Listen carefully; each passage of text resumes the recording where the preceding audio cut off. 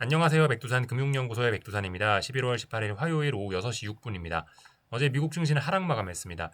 낙폭은 뭐 그렇게 크다고 볼 수는 없지만 지금 시장 분위기가 워낙 이제 안 좋아지고 있는 상황에서 이런 작은 하락이라도 이런 거는 좀 의미가 좀 클 수밖에 없겠죠. 그죠? 하락한 종목 수가 제법 많았고요. 그리고 전반적으로 다 많이 빠졌습니다. 그래서 어젯밤 시장 내용은 좀 굉장히 안 좋았다라고 볼 수가 있겠습니다. 다만 어젯밤 같은 경우는 그래도 제약바이오 섹터가 조금 버텨주긴 했어요. 근데 버티는 힘조차도 지금 너무 약합니다. 그래서 약간 좀 이제 이쯤에서 생각을 좀 바꿔야 될 것 같습니다. 그러니까 지금까지는 이 주식시장 분위기가 전반적으로 이렇게 긍정적이었고 좋았기 때문에 조정이 좀 나온다 하더라도 그 와중에 순환매가 나타나는 거를 찾아먹을 기회가 있겠다 싶었는데 근데 지금 분위기가 급속히 안 좋아지고 있습니다. 연속적인 하락이라든가 비록 낙폭은 적지만 뭐 그런 일들이 일어나고 있기 때문에 시장 분위기가 급속히 안 좋아지면서 사람들이 야 이제 뭐 AI 종목들 대장들이 조정을 받으니까 순환매가 나타나는 종목들 다른 종목들 없을까? 이런 생각을 하는 게 아니고 야 이 주식 팔자 야 큰일 났다 큰일 났다 이제 사람들이 이런 생각을 하는 단계에 이르렀다라고 볼 수가 있겠습니다. 그러니까 순환매 나온다라고 생각하면서 다른 종목들을 찾아서 매수하려는 게 아니고 일단 제 생각엔 이 시장의 조정이 좀 더 심화될 것 같으니 이런 위험은 일단 피해가자. 그렇다면 현금 비중을 조금 늘리거나 뭐 이런 거를 정석적인 대응으로 생각을 해볼 수가 있겠죠. 이제 하방 베팅도 할 수는 있는데 근데 말씀드렸다시피 지금 하방 베팅이 정석이라고 보기는 좀 어렵습니다. 하방 베팅 할 수 있는 근거는 쌍고점 같은 게 만들어지고 있고 변동성 지수가 이 정배열로 전환되기 직전이기 때문에 그렇기 때문에 이제 하방 베팅을 할 수 있긴 있는데 그래서 하방 베팅으로도 먹을 만한 이제 그런 그런 여유가 먹을 만한 그런 어떤 이 공간이 요만큼 생기긴 생겼는데 그럼에도 불구하고 어쨌든 지금은 아직까지 상승 추세 장이기 때문이고 지금까지 아직까지 상승 추세가 죽은 건 아니고요. 그리고 뭐 전반적인 시장 분위기 예를 들면 유동성 이런 측면을 생각을 해보면 지금 유동성 랠리죠. 사실 주식시장이 오르는 게요. 유동성 같은 걸 생각을 해보면은 사실 지금 당장 추세적으로 뭐가 죽는다라고 생각하기는 조금 어려울 것 같습니다. 아직까지는 강세장이고 그러니까 눌림시 매수 전략이 정석이고 그러니까 주식시장이 막 빠질 때 하방으로 추격을 해서 하방으로 보면서 이제 하방으로 수익을 내야겠다라고 생각하는 거는 할 수는 있지만 지금은 조건이 맞으니까 할 수는 있지만 조금 위험한 정석은 아닌 투자를 하방 베팅은 위험하지만 위험하고 정석이 아닌 투자 이렇게 생각하실 수가 있겠고 정석은 뭐죠? 정석은 이제 어딘가에서 나올 바닥을 기다리면서 바닥에서 매수를 해야지 그 매수 타이밍을 기다리면서 현금 비중을 확보하고 이런 게 이제 정석이라고 할 수가 있겠죠. 어젯밤 하여튼 시장이 하락 마감을 했는데 이 왜 하락을 했는지 지금 시장 분위기 이런 거를 좀 제가 간단하게 메모장에 좀 적어봤습니다. 어젯밤 그러니까 눈에 띄는 특별한 그런 악재는 없었어요. 지금 시장 분위기가 안 좋으니까 근데 이제 앞으로 있을 중요한 이벤트들에 대한 우려, 불확실성이 작용하고 있다 이런 식으로 표현을 할 수 있을 겁니다. 그죠? 그래서 굳이 뭐 재료를 갖다 붙이자면은 엔비디아 실적 발표를 앞두고 AI 고평가 우려가 있다. 실적을 앞둔 우려. 이런 게 시장에 작용을 하고 있다. 이렇게 이야기할 수 있겠죠. 그리고 뭐 미국의 고용 보고서 발표된다 그러는데 고용 보고서를 발표를 앞두고 시장 분위기가 안 좋으니까 발표 불확실성에 우려를 하고 있다. 뭐 이런 식으로 표현할 수 있을 겁니다. 겉으로 봤을 때 이런 이슈들이 작용을 하고 있다라고 할 수가 있겠습니다. 그리고 말씀드렸다시피 그죠? 시장 분위기가 급속히 안 좋아지면서 순환매가 나타날 힘이 지금 빠지는 듯한 모습입니다. 그래서 어젯밤은 미국 증시 제약바이오가 선방하긴 했지만 이제는 제 생각에 순환매를 생각하는 매매도 조금 어렵지 않을까라는 생각이 듭니다. 어젯밤 이제 미국 증시 마감하고 나서 한국 증시 개장하기 전에 엔비디아에서는 5천억 달러 새로운 뭐 신규 칩 주문을 받았다라는 소식을 내놓긴 했는데 굉장한 액수이긴 합니다. 근데 그럼에도 불구하고 이 시장의 반응은 사실 별로 없었어요. 이 소식에도 불구하고 시장의 반응은 그죠? 오늘 한국 증시 하락했고 지금 현재 시간외에서 나스닥 부진한 반응 보이고 있고 시간외에서 나스닥 엔비디아 하락 중이란 말이에요. 그러니까 이런 엄청난 호재인데 예전에 비하면 확실히 사람들이 이런 호재에 반응을 안 하고 있습니다. 시장이 반응을 안 한다는 것은 그만큼 분위기가 안 좋거나 힘이 빠졌다거나 이런 걸 의미하겠죠, 그죠? 그래서 이런 측면을 보시면서 분위기가 좀 달라졌구나라는 걸 좀 생각을 하셔야 되겠고, 그리고 아마 미국 증시 마감하고 나서였던 것 같아요. 아마존에서 120달러에 오타가 났네요. 120억 달러의 채권 발행을 한다라고 또 발표를 했습니다. 지금 AI 고평가 논란 요거 때문에 시장이 빠지고 있는데 아마존에서 또 대규모 채권 발행을 해서 또 뭐 AI 투자를 한다라고 한다면은 그런 AI 고평가 우려에 부담을 더 줄 수 있겠죠, 그죠? 네.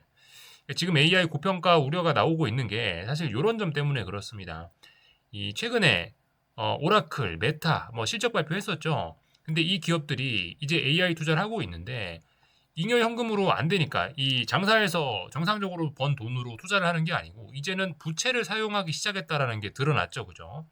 이것 때문에 지금 이것 때문에 이제 이 옥석 가리기 필요하다. 이것 때문에 그 기업 가치에 대한 재평가가 필요하다. 지금 이런 인식들이 나타난 겁니다. 그래서 불안해하고 있는데 오늘 아침 아마존까지 120달러의 대규모 채권 발행을 한다라고 하니까 시장 분위기가 좋을 수가 없었겠죠, 그죠? 악재는 지금 좀 크게 반영되기 시작하는 것 같아요, 드디어. 그래서 이런 점들을 좀 주의를 하셔야 되겠다. 아무튼 이렇게 빅테크 기업들이 AI 투자에 부채를 적극적으로 활용하기 시작하면서 이 좀 같이 좀 더 부담스러워지는 측면이 있죠.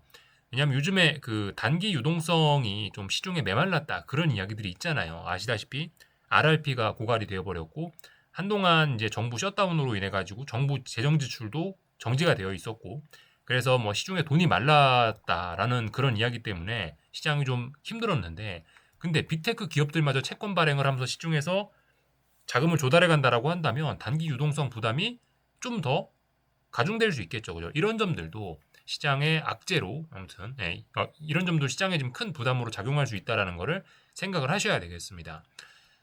더군다나 요즘 또 중국도 경기가 좀 안 좋다라는 그런 이야기가 솔솔솔 나오고 있거든요. 하여튼 이런 점들 때문에 지금 시장이 안 좋다. 근데 아무튼 지금 이거는 빅테크 기업들이 뭐 AI가 안 좋다, 뭐 AI 이제 망했다라는 측면에서 그 기업 가치를 재평가해야 된다라는 게 아니죠, 그죠? 지금까지는 잉여 현금으로만 투자를 했었는데 이제는 부채를 활용하면서 투자를 하니까 부채를 활용한 투자니까 조금 더 위험해졌단 말이에요. 그러니까 이제 기업 가치가 새롭게 필요하다라는 그런 주장이 나타나면서 지금 주가가 조정을 보인다라고 일단 볼 수 있겠습니다. 더군다나 유동성도 딸리니까 주식을 살 만한 돈도 없어지는 상황이니까. 그러니까 어떻게 해야 되겠어요? 그러니까 지금은 일단 뭐 아직까지 강세장이라고 보긴 봐야 될 겁니다. 단기 유동성 부담 같은 경우는 12월이 되면은 이제 해소가 될 수 있겠죠. 그죠? QT가 이제 종료가 되니까. QT가 종료가 되니까 연준에서. 그러니까 이런 상황은 일단 12월까지는 일단 좀 지속이 될 가능성도 좀 있겠습니다. 생각보다 이거 조정이 좀 길어질 수도 있을 것 같다라는 생각이 좀 듭니다. 그래서 안 좋은 이슈들이 겹치면서 지금 이제 11월 이제 한 11월도 한 2주 정도 남았는데 이 그죠? 12월 1일부터 해서 이제 QT가 뭐 종료된다. 아마 뭐 정확하게 1일일지 모르겠지만 하여튼 12월 초부터 QT가 종료가 되니까 그 전까지는 좀 그죠? 분위기가 좀 안 좋을 수 있겠다 생각을 하셔야 될 것 같습니다. 그래서 말씀드린 게 그죠? 하방 베팅도 할 수 있다. 근데 그건 정석이 아니라는 거는 일단 알고 가셔야 되겠습니다. 배트를 짧게 잡고 흔들어야 되겠죠. 그죠? 그래서 아무튼 어젯밤 나스닥 지수 보시면은 또 하락했어요. 자연스러운 겁니다. 지금은 사실 뭐 방향성이 아래쪽으로 좀 어느 정도 와버렸기 때문에 하락하는 게 자연스러운 상황이고 급락은 안 하고 있습니다. 급락은 안 하고 있는데 차라리 글쎄요 이런 상황에서 한번 확 급락하는 게 더 빨리 분위기를 전환시키는 데 도움이 될지도 모르겠어요. 하여튼 찔끔찔끔 빠지고 있습니다. 바닥은 아직까지 확인되지 않았습니다. 어떤 지지선이 있다면은 여기 이런 지난번 트럼프가 뭐라 한마디 하면서 급락했던 이날의 종가 정도가 중요한 지지선이 될 수 있을 것 같긴 한데 뭐 여기까지 갈지 안 갈지 모르겠지만 일단 중요한 건 바닥에 안 잡히고 있다. 계속해서 빠지고 있다라는 겁니다. 그래서 단기적인 측면 요만큼만 보자면은 반등시 매도 전략 유효합니다. 그러니까 하방 베팅 할 수 있다라고 말씀드리는 거예요. 다만 상승 추세 중이기 때문에 아직은 눌림시 매수 한 번 더 생각할 수가 있다. 한 번 더 눌림시 매수 해볼 수 있는 자리고 다만 타이밍을 잘 노려야 되겠죠. 그죠? 지금 변동성이 엄청 큰 상황이기 때문에 그런 점들을 좀 주의를 하셔야 되겠습니다. S&P 지수도 뭐 마찬가지예요. 숫자만 좀 다를 뿐이지 뭐 바닥 잘 안 나오고 있고 계속해서 빠지고 있다라는 거 그냥 가볍게 보겠습니다. 변동성 측면이 사실 지금 제가 좀 긴장하는 부분이긴 해요. 변동성 추종하는 ETF를 보고 계신데 이 어젯밤에 이렇게 상승했죠. 어젯밤에 5% 상승했습니다. 변동성 지수가 굉장히 힘이 강해졌어요. 61선을 안착했고요. 21선도 안착했습니다. 이제 뭐 조만간 단기, 중기 이평선들이 정배열로 전환되려고 하고 있어요. 강한 에너지가 이렇게 많이 누적됐는데 힘을 위쪽으로 뿜어내기로 마음을 먹어버린 겁니다. 중요한 자리였는데요. 이날 11월 13일 날 시장의 방향이 확 잘못됐다라고 볼 수가 있겠습니다. 이날 말씀드렸죠. 강력한 매도세가 시장에 등장했다. 새로운 매도세가 등장했다라 말씀드렸고 시장 분위기 안 좋아지기 시작했고 이날의 변동성 상승으로 이날의 시장 하락으로 인해서 지금 변동성이 추세적으로 상승하는 그런 구간이 왔습니다. 변동성도 지금 힘을 많이 모았기 때문에 한번 빵 터트려줘야지 그래야지 이게 이 에너지가 빨리 소진이 되면서 다시 시장이 이렇게 변동성이 내려오면서 안정화가 될 겁니다. 지금은 주의하셔야 되는 게 변동성이 차분히 많이 올라가고 지금 차분히 많이 올라가려고 한다는 게 좀 불안한 모습입니다. 예를 들면 이렇게 확 올라갔다 훅 죽어버리는 이런 모습이 아니고 그런 모습이 아니고 찔끔 계속해서 좀 장기적으로 좀 올라가려고 하는 그런 모습이 좀 보이기 때문에 자칫 잘못하면 조정이 길어질 수 있겠다. 그리고 이 시장이 그리고 이 변동성 지수 같은 경우도 이 힘이 많이 모여졌기 때문에 생각보다 많이 올라갈 수 있다는 생각도 해보셔야 되겠습니다. 그래서 사실 이런 변동성 지수 위로 올라간다라고 베팅하는 것도 지금은 할만한 그런 구간이 됐어요. 그런 구간이 많지 않은데 어쨌든 그런 상황이 지금 되어버렸습니다. 그래서 지금 시장이 굉장히 갑자기 불안해졌다. 반도체 지수도 그렇습니다. 반도체 지수도 계속해서 바닥을 못 잡고 있는 그런 모습입니다. 의미 있는 지지선이라면 뭐 이런 자리가 되겠죠. 급락했던 날의 종가 이런 자리가 될 겁니다. 어쨌든 굉장히 추세적으로 강해요. 확실히 대장이라 그런지 강합니다. 약시 60일선도 터치하지 못했는데 아무튼 조정이 한 번쯤 좀 나오겠다. 조정이 좀 심화되겠다라는 생각은 하셔야 될 것 같습니다. 그래서 이런저런 내용을 봤고요. 채권 같은 경우는 그죠? 채권도 계속해서 좀 힘이 없습니다. 요즘에 그 좀 전에 보여드린 것처럼 AI 기업들마저 채권 발행을 한다. 뭐 이런 이야기가 나오니까 아무래도 채권이 좀 그죠? 분위기가 안 좋긴 합니다. 쌍바닥을 만들려고 시도는 하고 있습니다만은 아직까지는 힘에 붙이는 모습입니다. 아직까지는 계속 하락한다라고 보는 게 맞겠어요. 아직 제대로 바닥을 이렇게 확인하지는 못했습니다. 조금 불안한 순간입니다. 어쨌든 근데 쌍바닥 가능성도 있긴 한데 아직 바닥이 확인되지 않았습니다. 그래서 계속해서 불안하다. 어쨌든 근데 지금 채권은 이래저래 별로 매력이 없는 자산이긴 합니다. 별로 움직임이 재미가 없죠. 외환 시장도 답답합니다. 근데 달러 강세로 이제 한번 좀 전환이 되려고 하지 않을까 싶긴 합니다. 이런 흐름들 쭉쭉쭉 가볍게 체크해 봤습니다. 그리고 뭐 금값도 쌍고점 이렇게 만들어지는 모습이 나타나면서 조정이 좀 심화되겠다라는 그런 의지를 보이고 있으니 좀 주의를 하셔야 될 것 같습니다. 금과 주식이 같이 올랐다가 같이 빠지는 독특한 세상을 우리는 살아가고 있습니다. 가볍게 봤고요. 한국 증시를 좀 살펴보겠습니다. 오늘 다 빠졌죠? 전 종목, 전 업종 다 빠졌습니다. 이런 날은 순환매가 나타나기가 좀 어렵긴 한 것 같아요. 물론 그래도 뭐 알테오제닌이 몇몇 제약바이오 종목들이 상승하긴 했으나 이 정도면 뭐 순환매 없었다라고 봐야 되겠죠, 그죠? 그냥 전 종목, 전 업종이 다 빠졌다라고 보시면 될 것 같습니다. 그래서 한국 증시 하락 마감했고 이제 좀 위험해졌어요. 코스피가 특히 많이 위험해졌습니다. 물론 뭐 코스닥도 좀 위험해지긴 했는데요. 둘 다 공통적으로 쌍고점이 만들어지긴 하는데 아무튼 코스피 같은 경우 보시면은 이제 풋옵션을 지금 보고 계신데요. 풋옵션들이 21선을 돌파한 차가는 모습들이 보이고 있습니다. 물론 지금 이제 그 첫 번째 돌파한 차기이기 때문에 뭐 그래도 한국 증시는 괜찮을지도 몰라요. 뭐 그죠? 확인해봐야 되는 거니까. 지금까지 한국 증시는 세계 증시에 비해 상대적으로 항상 강했으니까 그래 한국 증시 이번에도 괜찮을 수 있어라고 내일까지 확인은 필요할 것 같은데 풋옵션 21선을 장악한다라는 이야기는 그만큼 이 하방으로 본격적으로 좀 코스피 지수가 변동성을 주면서 좀 아래쪽으로 좀 내려올 수 있다라는 이제 그런 의미를 좀 나타내거든요. 21선 안착이. 그렇기 때문에 이런 부분은 좀 잘 보셔야 되겠고 이제 코스피 지수도 오늘까지 이렇게 됐다라면은 오늘 회복을 했었어야 되는데 이렇게 강하게 빠져버리면 어떻게 된다? 하방 베팅 할 만하다, 할 수 있다가 된 겁니다.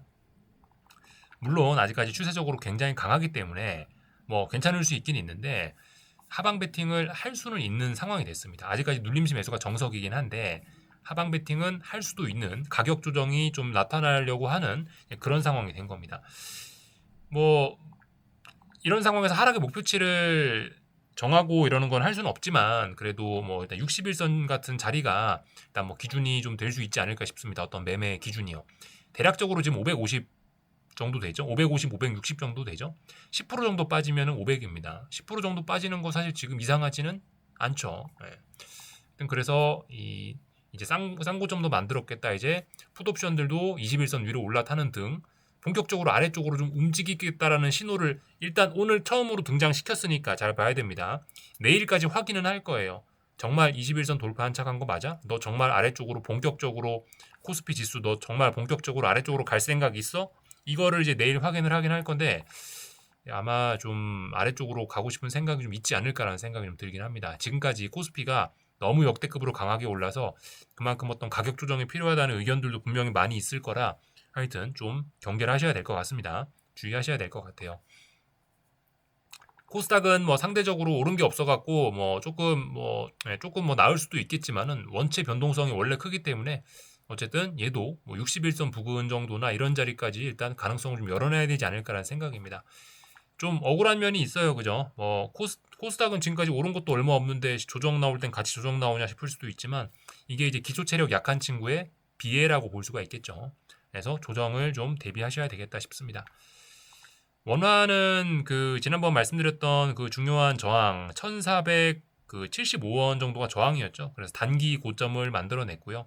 이쪽 주변이 단기 고점이고 눌림시 매수가 정석이죠. 일단 한 번 더 위로 올라가려고 하고 있는데 일단 아직까지 굉장히 원화가 약하긴 합니다. 이 좀 원화 추세적으로 좀 굉장히 강해서 눌림시 매수 그러니까 원화 약세 베팅이 일단 정석이긴 합니다. 75원짜리가 무거운 저항이다 말씀드렸죠.